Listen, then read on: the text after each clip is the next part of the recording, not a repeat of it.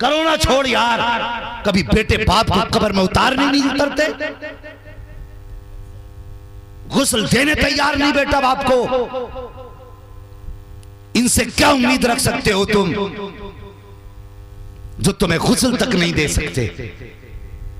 जो गुस्ल नहीं दे सकता, जरूरत पड़ी तो तुझे खून दे देंगे। वो एक बाप था, अल्लाह ने बड़ी दौलत से नवाजा था इस बाप को, लेकिन इसको बड़ी बेटी अल्लाह ने दी थी, तो इसे बेटी होना बोझ लग रहा था बेटी का। जल्दी जल्दी बेटी की शादी करके उसका किस्सा ही खत्म कर दिया घर से। 10 साल गुजर गए, कभी बेटी के ससुराल नहीं गया। ये समाज है हमारा, जरा सी बात समझी से हो जाए तो बेटियों से ताल्लुक तोड़ देते। शर्म नहीं आती? कई कई साल हो जाते बेटी के दहलीज पे कदम नहीं रखता। क्यों? समधी से नहीं बनती मेरी। समधी के चक्कर में अपने जिगर का टुकड़ा तूने छोड़ दिया। कौन सा जुमला बोलूं ऐसे लोगों के लिए जो अपनी मूंछ की खातिर अपनी बेटियों से रिश्ता तोड़ देते हैं। अरे उखेड़ के फेंक दो ऐसी मूंछ को जो अपनों से दूर करती है। सोचो, 10 साल हो गए बेटी की दहलीज पे कदम नहीं रखा। बेटी बेटी होती है, अगर 4 दिन बाप को न देखे तड़प जाती है। 4 दिन बाप नजर ना आए छुप छुप के रोने लगती है। एक दिन के लिए ससुराल वाले पाबंदी लगा दे कि मैके नहीं जाएगी, उसी वक्त से रोना शुरू कर देती है। और बीवी एक दिन कह दे अपने अब्बा के साथ नहीं खाओगे रोटी, 3 बार कह तूने सही कही, कबूल है 3 बार कही थी, अलग होने को 6 बार कह के रोकता। ये इतना बड़ा फरमाबरदार है बीवी का। बीवी के भी हक है, मैं इनकार नहीं करता, उसका भी हक अदा कर, लेकिन बाप को सता के कोई हक अदा नहीं होता। सुन रहे हैं ना मेरी बात? अरे बोलो हाँ, बस सुनिए और दिल के अंदर रखिए मेरी बात को। तो ये हमारे बेटों के मामलात होते हैं। अब देखो तो सही, 10 साल हो गए बेटी के घर नहीं गया। इसने बेटों की शादियां की, अलग अलग जायदाद बांटने की बारी आई। 4 बड़ी बड़ी मीलें थी, बड़ी बड़ी मीलें 4 थी। इसने चारों बेटों को एक एक मील दे दी, चारों बेटों के जायदाद नाम कर दी, लेकिन बेटी को कुछ न दिया और 10 साल से उसके दरवाजे पे भी नहीं गया। इत्तेफाक देखिए, मर्जी कुदरत की कि दर्द उठा पेट में। जब पेट में दर्द उठा उसके, डॉक्टर के पास लोग लेकर के गए। डॉक्टर ने चेकअप किया, चेकअप के बाद डॉक्टर कहने लगा कि तुम्हारे गुर्दे फेल हो चुके हैं, अब तुम्हारी जिंदगी का वक्त कम रह गया है, का कोई रास्ता होगा, इलाज कर। उसने कहा इलाज से ठीक नहीं होंगे, बल्कि गुर्दे बदले जाएंगे। जैसी इतनी बात कही, दौलत वाला था, पैसे वाला था, घमंड था अपनी अमीरी पे। कहने लगा डॉक्टर जितना पैसा चाहिए उतना पैसा ले ले, जल्दी से दूसरे गुर्दों का इंतजाम कर दे। गुर्दों का भी अपना एक कानून है, हर किसी का गुर्दा नहीं पड़ा करता है। जब कोई अपना गुर्दा देता है तभी गुर्दा काम किया करता है, ये गुर्दे का अपना उसूल होता है। डॉक्टर ने कहा था कि कोई भी गुर्दा देगा तुझे शिफा नहीं मिलेगी, तुझे फायदा तभी होगा जब तेरा कोई अपना गुर्दा देगा। जब उसने अपने की बात सुनी, बड़ा घमंड था 4 बेटों पे। इसे लग रहा था मैंने इनके 4 बेटों के मीले नाम की हैं, पूरी जिंदगी बेटों के नाम कर दी। उसने बेटों को बुलाया और बुला के कहा था बेटे मुझे एक गुर्दे की जरूरत है, मैं कुछ दिन दुनिया में जीना चाहता हूँ, मेरे बेटे मुझे एक गुर्दा दे दो। जब इतनी बात बेटे ने सुनी है, कहने लगा तुम्हारी जिंदगी तो कट गई, हम अपना गुर्दा दे करके अपनी जिंदगी क्यों बर्बाद करें। ये कह के बेटे ने गुर्दा देने से इनकार कर दिया। दूसरे बेटे को बुलाया, उसने भी इनकार कर दिया। तीसरे बेटे को बुलाया, उसने भी इनकार कर दिया। चारों बेटों ने गुर्दा देने से इनकार किया। जब 4 बेटे गुर्दा देने से इनकार कर चुके साहिब, फिर क्या हुआ था? उसने कहा डॉक्टर से, डॉक्टर अब मुझे जल्दी से अंदर ले चल, मेरा इलाज कर, अगर जिंदगी होगी तो बच जाऊंगा, नहीं होगी तो मर जाऊंगा। अब तो कोई गुर्दा देने वाला भी नहीं है। ये कह के चला गया और बेटों से अलग इसने चेहरा मोड़ा। जैसी अंदर गया है, सारी रिश्तेदारी में खबर हो गई है कि फलां सेठ जो है अब जिंदगी के आखिरी लम्हात में है, अब खत्म होने वाले हैं। बेटों ने गुर्दा देने से इनकार कर दिया है। डॉक्टरों का कहना है अगर गुर्दा नहीं मिलेगा तो ये मर जाएगा। का अब गुर्दा देने वाला भी कोई नहीं है, लगता है मौत का वक्त करीब करीब आ गया है। जैसी इतनी बात रिश्तेदारी में पहुंची है, बात होते होते यही बात बेटी के ससुराल तक पहुंच गई। जब बेटी के कान में ये बात पहुंची है कि बाप बीमार है, भाइयों ने गुर्दा देने से इनकार कर दिया है। अल्लाह अकबर, फिर क्या था, बेटी की गोद में दूध पीता बच्चा था। उसने दूध पीते बच्चे को सीने से लगाया और सीधे उस हॉस्पिटल में आई है जहां पे बाप को भर्ती किया गया था। डॉक्टर के पास आकर के बाप का नाम लिया, कहने लगी फला नाम का मरीज की जगह है। का क्या करोगी? का सुना उसे गुर्दे की जरूरत है। कहा हाँ है तो का जल्दी कर मेरा गुर्दा निकाल ले और उसको गुर्दा डाल दे ताकि उसकी जिंदगी बच जाए। डॉक्टर ने कहा था अपना नाम तो बता। उसने कहा नाम ना पूछ, कहीं नाम के चक्कर में देर ना हो जाए, इसलिए जल्दी कर मेरा गुर्दा निकाल ले। कहा कौन है? कहा मैं इसके रिश्तेदार हूँ। अल्लाह अकबर। उसके बाद जल्दी से डॉक्टर ने ऑपरेशन किया, लड़की का गुर्दा निकाला, बाप के गुर्दा डाल दिया। उसके बाद जब बच्ची कुछ दिन के बाद ठीक होके जाने लगी, डॉक्टर ने कहा था बेटी जा रही है, कम से कम ये तो बताती जा कहाँ की रहने वाली है। अगर ये मुझसे पूछेगा गुर्दा किसने दिया है तो क्या बताऊंगा? उसने कहा नाम ना पूछ, अगर हो सके तो कागज कलम दे दे। डॉक्टर ने कागज कलम दिया है, बच्ची ने खत लिखा है। लिखने के बाद तय किया, बंद करने के बाद डॉक्टर से कहा डॉक्टर इसे अपने पास संभाल कर रख, इसे खोल के मत पढ़ लेना। और कहा सुन, अगर वो मरीज जो अंदर पड़ा है वो बाहर निकल के आए और मेरे बारे में अगर पूछे तब ये खत देना है, उसके पूछे बगैर खत मत दे देना। ये कह के उसने खत दिया कि उसके पूछे बगैर खत मत देना। ये कह के बेटी चली गई। अल्लाह अकबर। कुछ दिन के बाद जब ये अमीर, ये दौलत वाला शिफायाब हुआ है, जब इसके रिश्तेदार आए हैं, कहने लगे घर चलो। उसने कहा नहीं, घर बाद में जाऊंगा, पहले मुझे डॉक्टर के उस कमरे में लेके चलो। कहा किस लिए? कहा मुझे उसका शुक्रिया अदा करना है। कहा किस बात का शुक्रिया? कहा मेरे बेटों ने तो गुर्दा देने से इनकार कर दिया था, ये डॉक्टर ही की मेहरबानी है आज जो मैं जिंदा हूँ। ये कह के डॉक्टर के केबिन में आया है। आने के बाद कहा था डॉक्टर तेरा बड़ा एहसान है, तूने मेरी जिंदगी बचा ली है। डॉक्टर ने कहा ओ यार शुक्रिया मेरा अदा ना कर, अगर अदा करना है तो उस बच्ची का शुक्रिया अदा कर जो तुझे गुर्दा दे करके गई है।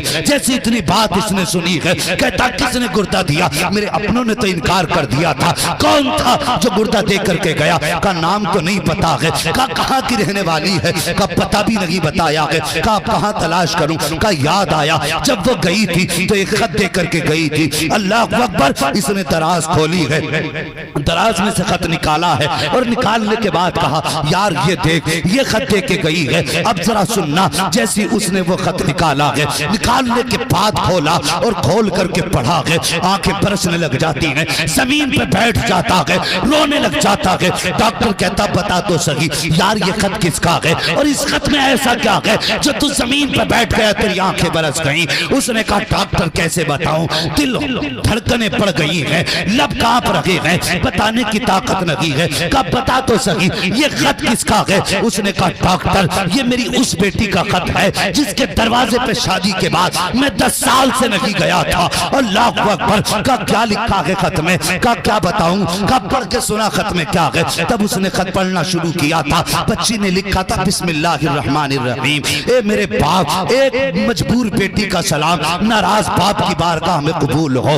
उसके बाद नीचे लिखा था ए मेरे बाप, मेरे निकाह को 10 साल हो गए हैं, 10 साल हो गए मुझे ससुराल आए हुए, तुम 10 साल से मेरी दहलीज पे नहीं आए हो। मेरे बाप मुझे ये नहीं पता है किस बात से तुम नाराज हो, मुझे ये भी नहीं पता मेरी खता क्या है। बाबा मुझे ये भी नहीं पता मेरा कसूर क्या है, लेकिन इतना जानती हूँ 10 साल गुजर गए तेरा इंतजार करते करते, लेकिन तुम नहीं आए हो। का बाबा जब ईद का चांद नजर आता है दुनिया चांद देखने के लिए छत पे चढ़ा करती है, लेकिन तेरी बेटी जब ईद का चांद देखने दुनिया छत पे जाती है तो तेरी बेटी दरवाजे पे आके खड़ी हो जाती है और इस उम्मीद में खड़ी होती थी शायद इस बार मेरा बाप आता होगा, शायद इस बार मेरा बाप आता होगा। बाबा 10 साल में कितनी ईदें गुजरी हैं, दुनिया ने नए कपड़े पहने के उतार दिए हैं, लेकिन मेरे बाप 10 साल में सबने ईदें की हैं, लेकिन तेरी बेटी ने ईद नहीं देखी है। अल्लाह अकबर। उसके बाद बेटी ने लिखा था ए मेरे बाप, मैं तुम्हारे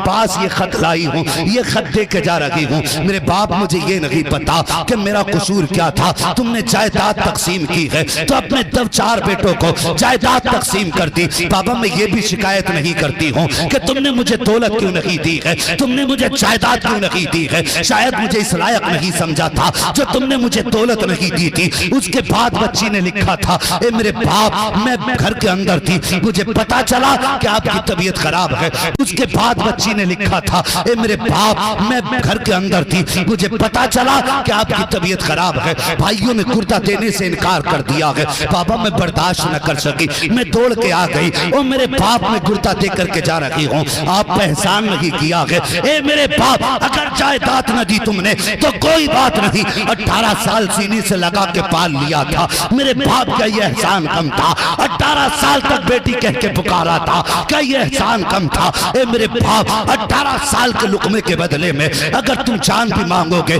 तो मैं बेटी हूँ बाबा, हंसते हंसते जान दे दूंगी, इनकार नहीं कर सकती। और नीचे लिखा था, ए मेरे बाप मैं जा रही हूँ, इस एहसान के बदले में मैं तुमसे कोई बदला नहीं मांग रही हूँ, बस इतना। ए मेरे बाप, अगर मुझसे राजी हो जाए तो इतना कर लेना, अगर मेरा इंतकाल हो जाए आकर के मेरे जनाजे को कंधा दे देना। मैं ये चाहती हूँ जब मेरा जनाजा उठे और तू ना हो तो कोई मुझे बदनसीब ना कह सके, बल्कि जब जनाजा मेरा हो, कंधा तेरा हो, तो जो देखेगा बदनसीब ना कहेगा, बल्कि ये कहेगा मुबारक हो बदनसीब बेटी का नहीं, वो देखो खुश नसीब बेटी का जनाजा गुजर के जा रहा। अल्लाहू अकबर। ये बेटी होती है साहिब, कभी कभी बेटे वो नहीं कर पाते जो बेटियां कर जाती हैं। अल्लाह तौफीक दे तो बेटियों का ख्याल रखना, बेटियों से प्यार करना। और मैं गुजारिश करूंगा यहाँ जितने बैठे हैं, कोई ना कोई किसी भाई का, बहन का भाई होगा, किसी माँ का लाल होगा, किसी बाप का बेटा होगा।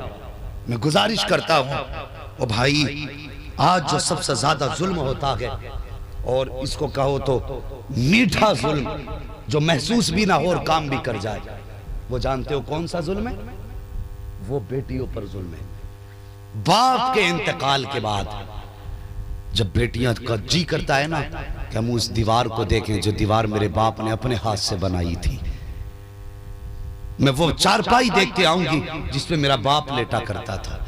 ये सोच के बेटियां जब मैके आती हैं तो भाइयों के चेहरों पे 12 बज जाते, भाविये उनकी जबान के तेवर बदल जाते, कड़वे लहजे हो जाते, और देख के मुंह बिगाड़ लेते।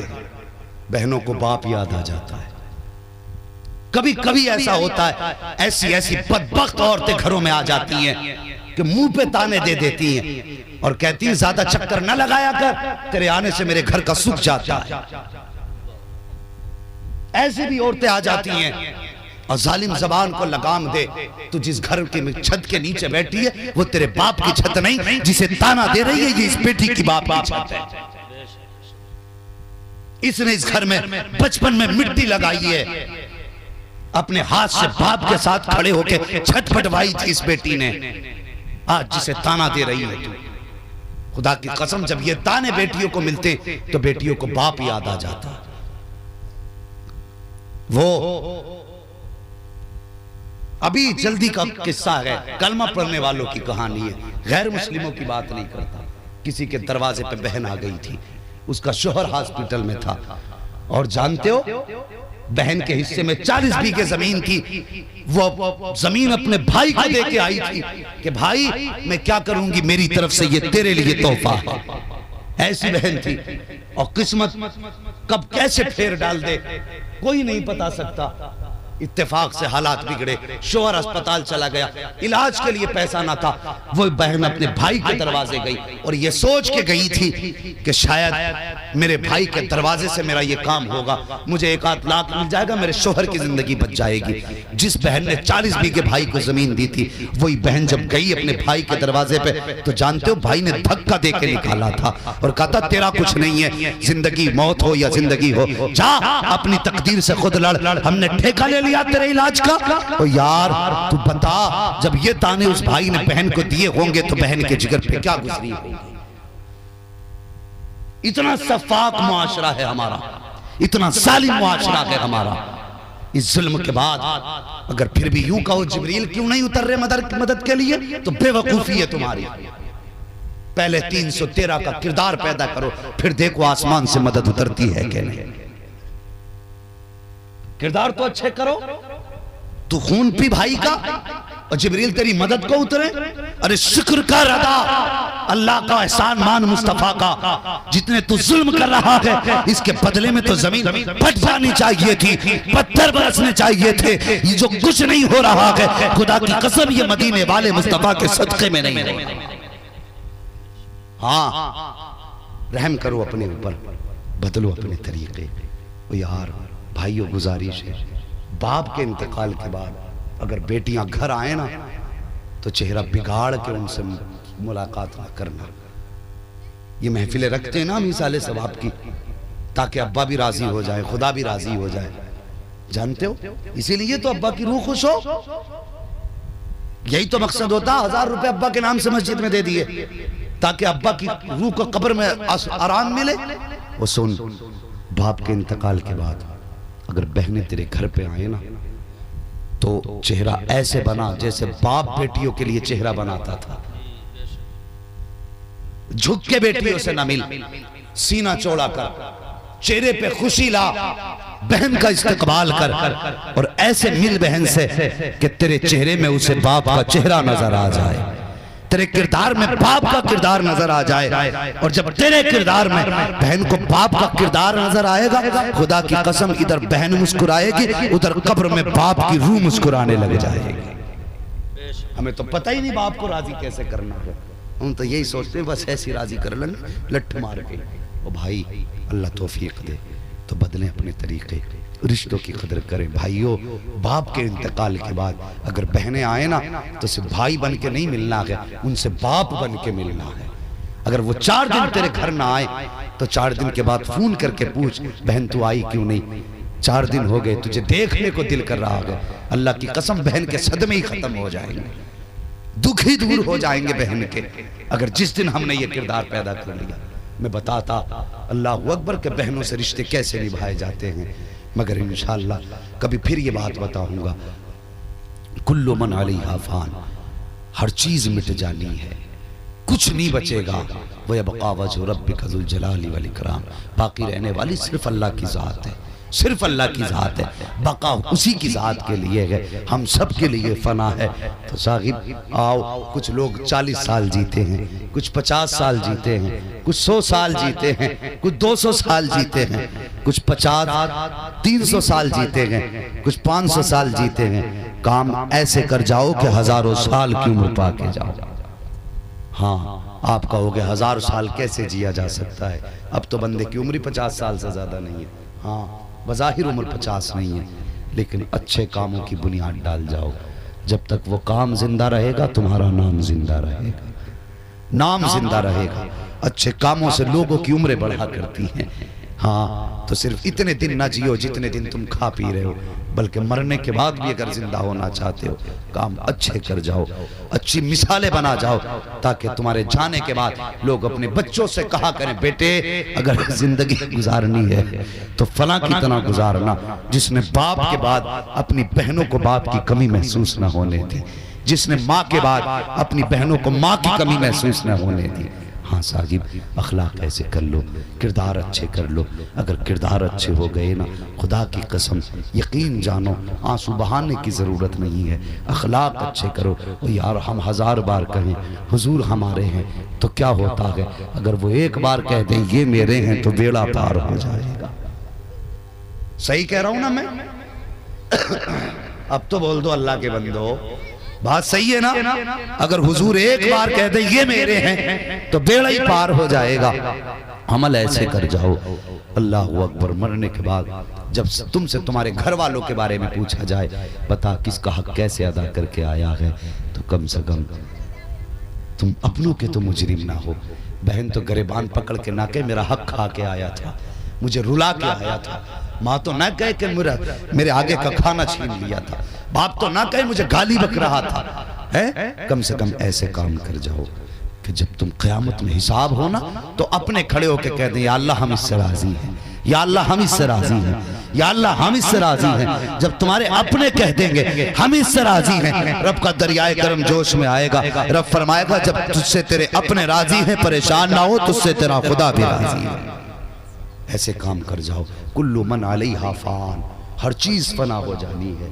हाँ इज्जत की मौत मरो, ऐसे काम करके मरो, लोग तुम्हारे जनाजे में शरीक होने को फख्र महसूस करें, तुम्हारे जनाजे को बढ़ बढ़ के कांदा दें और कहें अफसोस ये दुनिया छोड़ के जा रहा है, हमारे बीच से एक अच्छा चला गया।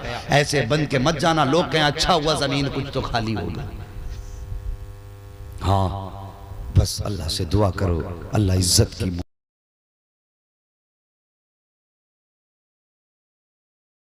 भाइयों ने कुर्ता देने से इनकार कर दिया है, बाबा मैं बर्दाश्त न कर सकी, मैं दौड़ के आ गई और मेरे बाप में कुर्ता दे करके जा रही हूँ, आप एहसान नहीं किया है। ए मेरे बाप, अगर जायदाद न दी तुमने तो कोई बात नहीं, 18 साल सीने से लगा के पाल लिया था, मेरे बाप का ये एहसान कम था, 18 साल तक बेटी कह के पुकारा था, क्या ये एहसान कम था? ए मेरे बाप, 18 साल के लुकमे के बदले में अगर तुम जान भी मांगोगे तो मैं बेटी हूँ बाबा, हंसते हंसते जान दे दूंगी, इनकार नहीं कर सकती। और नीचे लिखा था ए मेरे बाप में जा रही हूँ, इस एहसान के बदले में मैं तुमसे कोई बदला नहीं मांग रही हूँ, बस इतना ए मेरे बाप अगर मुझसे राजी हो जाए तो इतना कर लेना, अगर मेरा इंतकाल हो जाए आकर के मेरे जनाजे को कंधा दे देना। मैं ये चाहती हूँ जब मेरा जनाजा उठे और तू ना हो तो कोई मुझे बदनसीब ना कह सके, बल्कि जब जनाजा मेरा हो कंधा तेरा हो तो जो देखेगा बदनसीब ना कहेगा, बल्कि ये कहेगा मुबारक हो बदनसीब बेटी का नहीं, वो देखो खुशनसीब बेटी का जनाजा गुजर के जा रहा। अल्लाह अकबर। ये बेटी होती है साहिब, कभी कभी बेटे वो नहीं कर पाते जो बेटियां कर जाती हैं। अल्लाह तौफीक दे तो बेटियों का ख्याल रखना, बेटियों से प्यार करना। और मैं गुजारिश करूंगा यहाँ जितने बैठे हैं कोई ना कोई किसी भाई का, बहन का भाई होगा, किसी माँ का लाल होगा, किसी बाप का बेटा होगा। मैं गुजारिश करता हूँ ओ भाई, आज जो सबसे ज्यादा जुल्म होता है और इसको कहो तो मीठा जुल्म जो महसूस भी ना हो और काम भी कर जाए, वो जानते हो कौन सा जुल्म है? वो बेटियों पर जुल्म है। बाप के इंतकाल के बाद जब बेटियां का जी करता है ना कि हम उस दीवार को देखें जो दीवार मेरे बाप ने अपने हाथ से बनाई थी, मैं वो चारपाई देख के आऊंगी जिसपे मेरा बाप लेटा करता था।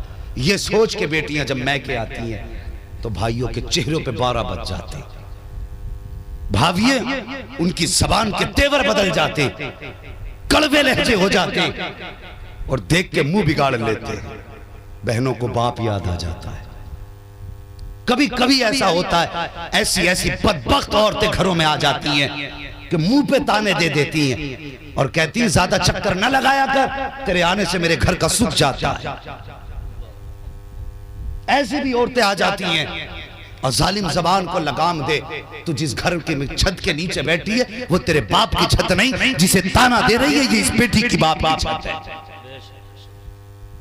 इसने इस घर में बचपन में मिट्टी लगाई है, अपने हाथ से बाप के साथ खड़े होकर छत पटवाई थी इस बेटी ने, आज जिसे ताना दे रही है तू। खुदा की कसम जब ये ताने बेटियों को मिलते तो बेटियों को बाप याद आ जाता। वो अभी जल्दी का किस्सा है, कलमा पढ़ने वालों की कहानी है, गैर मुस्लिमों की बात नहीं करता। किसी के दरवाजे पे बहन आ गई थी, उसका शोहर हॉस्पिटल में था और जानते हो बहन के हिस्से में 40 बीघे जमीन थी। वो जमीन अपने भाई को दे के आई थी कि भाई मैं क्या करूंगी, मेरी तरफ से ये तेरे लिए तोहफा है। ऐसी बहन थी और किस्मत कब कैसे फेर डाल दे कोई नहीं बता सकता। इत्तेफाक से हालात बिगड़े, शोहर अस्पताल चला गया, इलाज के लिए पैसा ना था, वो बहन अपने भाई के दरवाजे गई और ये सोच के गई थी कि शायद मेरे भाई के दरवाजे से मेरा ये काम होगा, मुझे 1-8 लाख मिल जाएगा, मेरे शोहर की जिंदगी बच जाएगी। जिस बहन ने 40 बीघे भाई को जमीन दी थी, वही बहन जब गई अपने भाई के दरवाजे पे तो जानते हो भाई ने धक्का दे के निकाला था और कहा था तेरा कुछ नहीं है, जिंदगी मौत हो या जिंदगी हो, जा अपनी तकदीर से खुद लड़, हमने ठेका ले लिया तेरे इलाज का। तो यार तू बता, जब ये ताने उस भाई ने बहन को दिए होंगे तो बहन के जिगर पे क्या गुजरी होगी। इतना सफाक मुआशरा है हमारा, इतना जालिम मुआशरा है हमारा।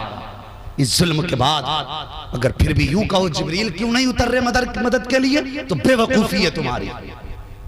पहले 313 का किरदार पैदा करो, फिर देखो आसमान से मदद उतरती है कि नहीं।